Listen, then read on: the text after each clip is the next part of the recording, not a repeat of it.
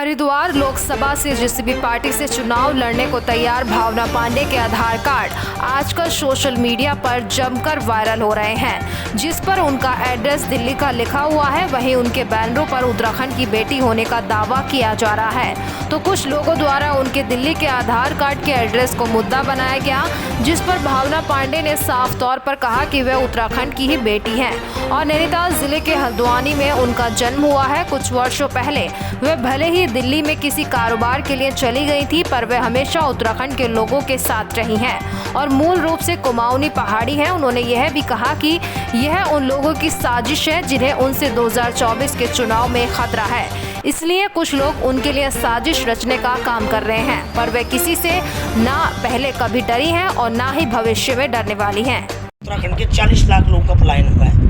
आज उनके आधार कार्ड सब दिल्ली के ही हैं, दिल्ली बम्बई जो जहाँ रहता है। मैं 90 में चली गई थी दिल्ली और उसके बाद 94 में राज्य आंदोलन में जुड़ी और मेरा आधार कार्ड तो वहीं का बनेगा जहाँ रहेगा। और मैं 2018 में वापस आई हूँ, रिवर्स पलायन हुआ है और मेरा वोटर आईडी उत्तराखंड देहरादून से है। मैं पैदा नैनीताल में हुई भाई, मैं कुमाऊनी हूँ, पहाड़ी हूँ, मैं पहाड़ की रहने वाली हूँ। और कल लोग कहेंगे कि मेरा यूपी 65 गाड़ी का नंबर है, मैं तो यूपी की बेटी हूँ। अरे भाई मैं तो हिंदुस्तान की बेटी हूँ। ये तो सवाल कहाँ से आ गया? ये तो विरोधियों के पसीने निकल रहे हैं, छूट रहे हैं, क्योंकि मैं सांसद, भावी सांसद हूँ। लोग आवाज़ आज आम जनता कह रही है कि 200% की गारंटी दे रहा है। हर आदमी सड़क चलते, हर आदमी बोल रहा है कि मैं लोकसभा सांसद होने जा रही हूँ। क्यों नहीं होंगी जब मैं काम कर रही हूँ? और आधार कार्ड की जहाँ तक बात रही, मेरे मकान है, मैंने मकान खरीदा है देहरादून के अंदर, मेरी ज़मीनें है रामनगर में 2-2-3-3। मैं पैदा हल्द्वानी नैनीताल में हुई हूँ। मेरे पिताजी बागेश्वर में पैदा हुए हैं, वहाँ शादी हुई है। मेरे दादा, हमारा तो छठा पलायन है आज और 6 बार हम पलायन हुए हैं। पहला पलायन मेरे चंपावत के सिमल्टा गाँव, मुख्यमंत्री की विधानसभा मेरे दादाजी थे सिमल्टा गाँव के, वहाँ से हम लोग का पलायन हुआ बागेश्वर मेरे पिताजी की शादी हुई, वहीं पैदा हुए। फिर पलायन हुआ हल्द्वानी, जब मैं पैदा भी नहीं हुई थी, मेरे 2 भाई बहन थे। और उसके बाद मैं पैदा हुई डिस्ट्रिक्ट नैनीताल। तो ये तो एक विरोधियों को कुछ ना कुछ चाहिए और अभी तो षड्यंत्र करेंगे, बहुत सारे षड्यंत्र करेंगे। अभी उन्होंने नोट वाला षड्यंत्र किया, होटल में जबरदस्ती फालतू बिल लगा के मुझे बदनाम करने की साजिश करी।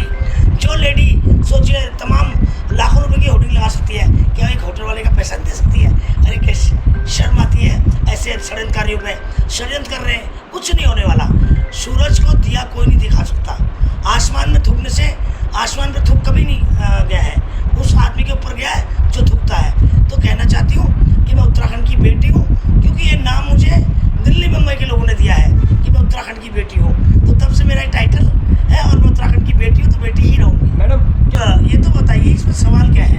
अगर मोदी जी गुजरात से आकर यूपी में चुनाव लड़ सकते हैं, अगर मान लिया मैं दिल्ली की बेटी भी हूँ, तो इसमें इतनी बड़ी क्या बात होगी भाई? मैं हिंदुस्तान की बेटी हूँ, उत्तराखंड हिंदुस्तान में आता है और इसमें इतना बड़ा बदनाम करने की क्या साजिश है? कि कोई साजिश है तो ये गलत चीज़ है, तो ये अच्छी बात नहीं है। मैडम जिस तरह से लगभग एक तो 10-15 दिन के अंदर फाइनल मेरा कल हो चुका है और कंपनी ने मेरे को ओके कर दिया है कि हम मंगलवार को आ रहे हैं। मैं एमडी से मीटिंग करा चुकी हूँ और लैंडलॉर्ड जो ज़मीन मालिक है उससे मीटिंग करा चुकी हूँ, साइट विजिट करा चुकी हूँ और लगभग मेरा एक शेड्यूल फाइनल हो गया है, जो लक्सर प्रहलादपुर, और एमओयू अगले मंगलवार को होगा। और जनता को मैं बहुत बहुत धन्यवाद देना चाहती हूँ। और जो आज मेरे पे इतना विश्वास लोग कर रहे हैं, इतना प्रेम दे रहे हैं, तो उन लोगों के लिए मैं एक खुशी की लहर इस उत्तराखंड में लाना चाह रही हूँ कि एक लोगों को रोज़गार के लिए मैं काम कर रही हूँ। लगातार मैं 6 मीटिंगें मेरी दिल्ली हुई, 5-6 मीटिंग मेरी शेड्यूल में हुई। इन्वेस्टर ला रही हूँ मैं, बिना ग्लोबल समिट के इन्वेस्टर ला रही हूँ, जो मेरे अपने निजी लोग जान पहचान के हैं। अपनी जेब से पैसा खर्च करती हूँ, दिल्ली जाती हूँ, मीटिंग करती हूँ और उसके बाद जाके उनको यहाँ लाती हूँ, यहाँ स्टे कराती हूँ और उनको साइट विजिट कराती हूँ। तो आज 4 शेड्यूल लाऊंगी मैं अपनी लोकसभा चुनाव लड़ने से पहले, 4 शेड्यूल लाऊंगी, जिसमें लाखों तादाद पर मेरे युवा भाई नौकरी करेंगे और नौकरी भी लेंगे और वोट भी देंगे। मैडम आप बनने से, लोग तो बनने के बाद का वादा करते हैं। देखिए काम तो बिना बने भी हो सकता है, काम करने की नीयत होनी चाहिए। और जिनको नहीं काम करना, 10-10 साल से सांसद है और 5-5, 4-4 बार के विधायक हैं और वो नहीं करते, और उसके लिए कोई पद की जरूरत नहीं होती, काम करने की सोच होनी चाहिए और काम करने वाला होना चाहिए। मैं तो यहाँ पर नेताओं का इलाज करने और अधिकारियों का इलाज करने आई हूँ, वरना बिना सांसद रहे भी मैं काम कर सकती हूँ, मगर इन नेताओं को आईना दिखाना है मुझे, सबक सिखाना है मुझे। जो जनता को इन्होंने बेवकूफ़ बनाया, पागल बनाया, और आज इनको ये लगता है कि हमारे अलावा कोई विकल्प नहीं है, तो इसलिए एक नया विकल्प मैंने उत्तराखंड में खड़ा किया है और मैं लोकसभा सांसद अवश्य बनूंगी और धन्यवाद जनता का करूँगी अपार प्रेम के लिए। नहीं था, सारे लोगों ने टाइटल लगा दिया और सब चौकीदार हो गए, तो मैंने उत्तराखंड की बेटी का टाइटल लगाया। सभी उत्तराखंड की बेटियाँ हैं, वो भी टाइटल और सब हैं, और मैंने तो अपना एक टैग नेम है मेरा कि भाई उत्तराखंड की। जब विरोधियों ने ये कहना शुरू किया कि मैं बाहर की हूँ, तब मैंने ये कहना पड़ा मुझे मैं उत्तराखंड की बेटी हूँ, बस। मैडम, जिस तरह से लगातार मुझे एक चीज़ बताइए, सीबीआई लगती किस पर है? तो सड़क चत्तों पर तो लगती नहीं है, जो गरीब आदमी उस पर तो सीबीआई लगती नहीं है। और सीबीआई हमेशा, और आपके माध्यम से बता देना चाहती हूँ, सीबीआई हमेशा